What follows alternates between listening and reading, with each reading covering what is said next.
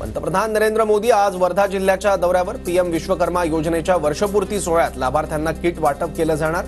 मुख्यमंत्री शिंदे, उपमुख्यमंत्री फडणवीस आणि अजित पवार उपस्थित राहणार।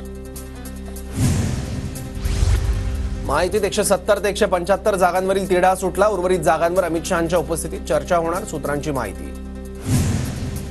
भाजप 2019 प्रमाणे यावेळी 164 आसपास जागा लढवणार। 10 ते 15 नोव्हेंबर दरम्यान विधानसभा निवडणुकीची शक्यता, सूत्रांची माहिती। अजित पवार गट माहितीत 70हून अधिक जागांवर दावा करणार। विद्यमान आमदारांपैकी कोणाचंही तिकीट कापलं जाणार नाही। अजितदादा गटाचा मराठवाड्यातील 5 जागांवरही दावा, सूत्रांची माहिती।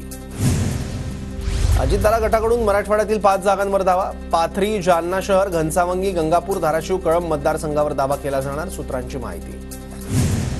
अजित पवार गटाकडून समन्वयकांची नेमणूक करण्यास सुरुवात। पक्षातील अंतर्गत वाद टाळण्यासाठी समन्वयक, पुण्यातील राहुल पोकळे यांची मुख्य समन्वयक म्हणून नेमणूक।